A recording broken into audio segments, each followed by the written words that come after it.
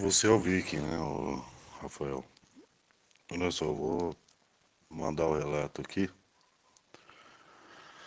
e, bom, vai ser um pouquinho comprido, viu?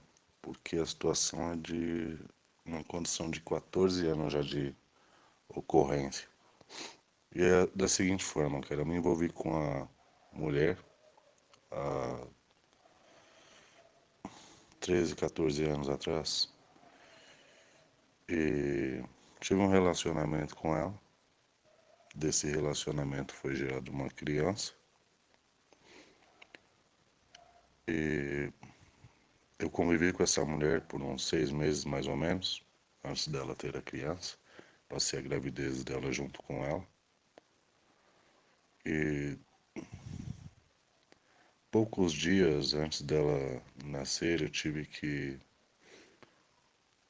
ir para outro lugar, para casa da minha mãe, porque eu não tinha onde ficar e tal, e ela tinha voltado para casa da mãe dela.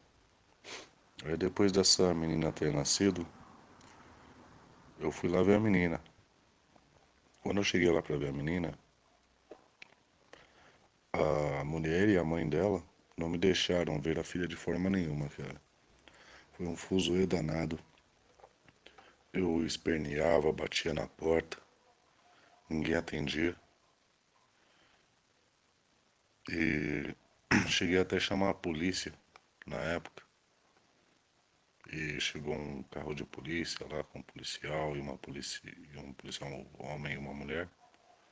Aí abriram a porta e eu falei, né, o que estava acontecendo com o policial e ele falou que não podia fazer nada. O que aconteceu nesse caso foi o seguinte, né, que eu só poderia ver a criança se eu registrasse a criança. Eu sabia que a criança era minha filha.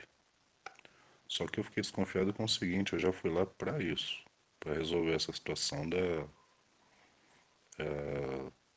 do registro da criança. Só que depois disso, eu comecei a analisar, falei, a menina é minha filha, mas por que essa pressão para registrar a menina, sendo que tu sabe que eu vou registrar? Mas por que essa pressão?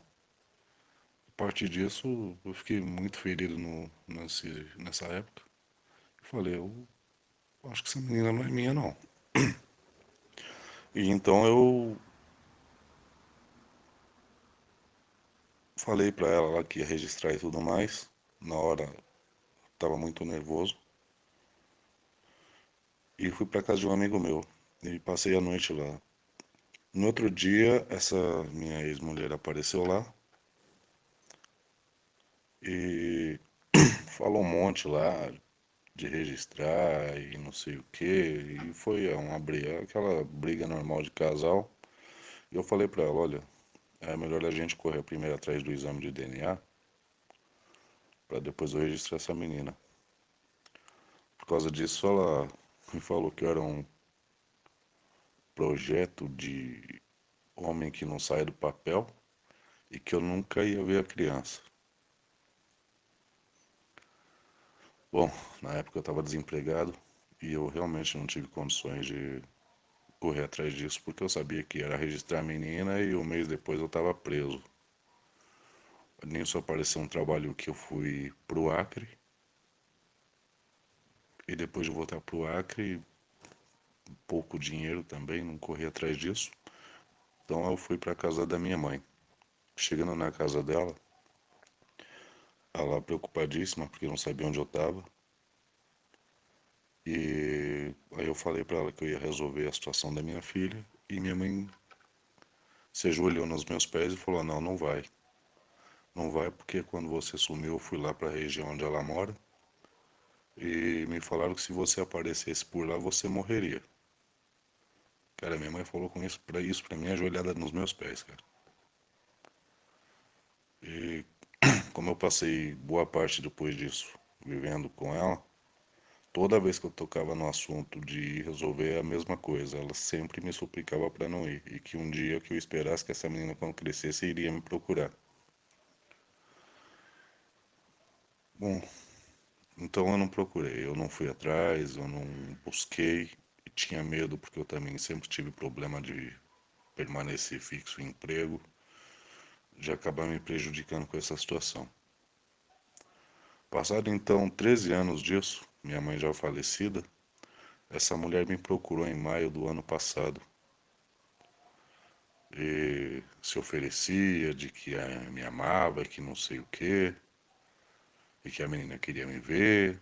E aí uma vez eu falei com a menina, eu tenho os áudios aqui comigo, a menina falando que estava doida para me ver e não sei o que, foi aquele tratamento maravilhoso. Uma vez a menina falou comigo e depois não quis falar mais. Depois disso eu não conseguia mais contato com a menina de jeito nenhum. Aí como eu vi que era tudo palhaçada, essa mulher também quis me... Ela estava morando na Bahia nessa época, em maio do ano passado. E ela falou que viria para São Paulo para vir morar comigo. Só que nisso ela estava morando com um cara lá, tipo assim, ela queria vir morar comigo ou que eu fosse morar com ela lá. Só que ela já estava vivendo com um cara lá, segundo ela, e queria que eu fosse para lá. Eu fiquei desconfiado demais dessa situação. Eu perguntei para ela: que loucura é essa? Você quer que eu vá aí morar com você, sendo que você tem um cara aí? Ela falou: mas ele mora em outra cidade, ele só vem pra cá final de semana. Eu falei: tá, vai que eu aceito isso, como é que fica? Quando ele estiver por aqui, eu dou um jeito de colocar você em outro lugar. Olha que tipo de proposta, cara, que essa mulher tinha me feito. Depois disso, pensei bem e falei: quer saber? Deixa eu falar mais uma vez com a menina. Eu falei pra ela: olha, um dia você estiver aqui em São Paulo, onde você estiver, que eu sou de São Paulo, eu vou aí te ver. E a gente conversa aí, vê o que que a gente faz. Mas enquanto você tá aí na Bahia, eu não vou pra aí não. Eu falei pra mãe dela: ó, resolve sua vida, faz o que você tem que fazer, quero o seu bem, o bem da sua filha. Mas se for pra ser desse jeito, você não me procura mais não. E adeus. Depois disso eu não tive mais contato. Quando foi em novembro, depois do ano passado, de maio, né? Passou todo esse tempo sem eu falar com ela. Acho que foi em junho que eu falei que não queria mais conversa. Quando foi em novembro, ela entrou em contato comigo. Eu tenho todo o print de todas as conversas e tudo mais. E ela falando que a menina estava doente, que tinha vindo para São Paulo, que ela tinha uma doença no sangue chamada anemia falciforme, me perguntando se eu ou a minha mãe tinha esse tipo de doença. Como eu desconheço disso daí, eu falei que não tinha, né? E aí eu entrei no assunto e a menina, como é que tá? Ela tá desse jeito e tal, não sei o quê. E entrei no assunto, por que que a menina não quer falar comigo? Ela falou: não, isso daí é coisa de criança. Faz uma surpresa pra ela, vem aqui de surpresa e aí a gente pega ela e conversa com ela. Falei: vou tentar fazer isso. Aí marquei um dia com ela, foi numa quarta-feira, e eu fui. Era pra ir direto pra casa dela. O que que ela fez? Ela saiu da casa dela, foi para um outro lugar dizendo que ia buscar um exame da menina no hospital que precisava para fazer outros exames que estava fazendo para saber direito se a menina tinha essa doença ou não. Aí fez com que eu não fosse mais um lugar onde eu tinha tratado com ela e fosse encontrar ela nesse outro lugar que era uma estação de terminal de trem da estação de Itaquera, daqui de São Paulo. Chegando lá, conversamos sobre algumas coisas do passado e ela, né, me perguntou como estava a minha casa, que móveis faltavam na minha casa. Eu falei: olha, qual foram as coisas que eu joguei fora depois da morte da minha mãe? Eu falei: olha, eu não tenho por intenção morar com ninguém, nem viver com ninguém não. E aí eu fui bem claro, falei: tem a lei 1593, do artigo 1593, que os homens hoje em dia, depois de viver com uma mulher que é mãe solteira e que tem filho, é obrigado a registrar, pagar pensão de filho que não é dele. E por esse motivo eu não tenho mais interesse em relacionamento com mãe solteira nenhuma. Essa mulher não gostou muito disso, não, é lógico, né? Então o que que ela fez? Depois de pegar do papel do exame, ela pegou o rumo dela, e em vez de ir para casa dela pra gente ver a menina, ela foi para uma outra direção, inventando a história de que ia pegar não sei o que lá, porque o cara da Bahia tinha vindo com ela, e ele estava trabalhando não sei aonde, ela ia lá no trabalho dele e pegar uma comida baiana, não sei que comida que era lá. Depois disso eu voltei para casa, na esperança de que a menina... Ah, não, voltei para casa não. Eu fui lá para casa dela. Chegando lá, mandei chamar a menina. A menina chegou até a mim e eu tentei de todas as formas me comunicar com a menina e a menina nem olhava na minha cara, só olhava pro chão. Eu tentava dialogar com a menina, tentava falar com ela, ela só ficava parada. E uma hora eu perguntei para ela: você quer que eu faça parte da sua vida? Você quer que eu seja o teu pai, como deveria ter sido? Só que a impressão que eu tive é que a menina queria que eu ficasse correndo atrás dela. E pelo que eu vi pelas intenções também, para ficar me fazendo aquele joguinho de puxa e empurra, sabe? Ah, fazer esse palhaço ficar correndo atrás e ficar rejeitando ele, meio que uma espécie de vingança. Não se pode dizer que é tão criança também, porque já tem 13 anos de idade, né? Após isso, o que que acontece? Eu voltei para casa, ainda na esperança. Essa menina saiu, falei: ó, se você quiser ir embora, não quiser falar comigo, tá tudo bem, você tá livre para fazer o que você quiser. Essa menina saiu que nem olhou para trás, nem como se não fosse nada mesmo.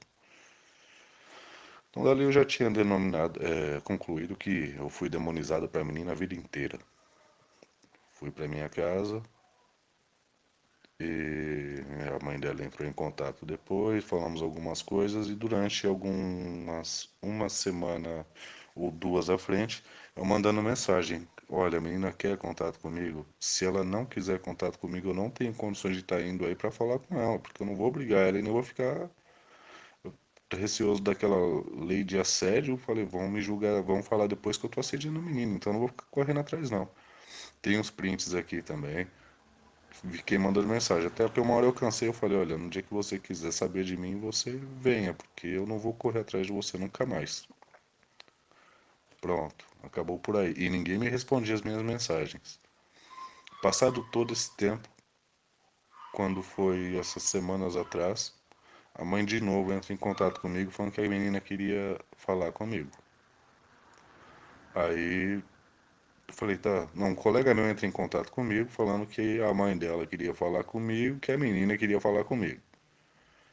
Aí eu falei: tá, pode passar meu número lá. Aí tinha marcado um dia que a mãe dela é assim, é aquele tipo de pessoa que ela marca uma coisa e não cumpre. Promete e não cumpre, fala e não cumpre. É sempre fazendo promessas que nunca cumpre. Até que uma hora, acho que terça-feira da semana passada, essa menina entrou em contato comigo, umas 6 horas da tarde. A gente teve um papo bacana, uma coisa legal, até 11 horas da noite. Quando foi 11 horas da noite, a menina simplesmente largou o celular e eu percebendo a pilantragem, né, a desfeita, mandei a mensagem: ó, vou dormir agora, outra hora a gente conversa. Depois disso, tá sendo só enrolação de novo, né? Aí eu mandei umas. Entrei em contato com a mãe dela, falei: eu vou dar uma provocada para ver o que que acontece. Bom, segundo isso,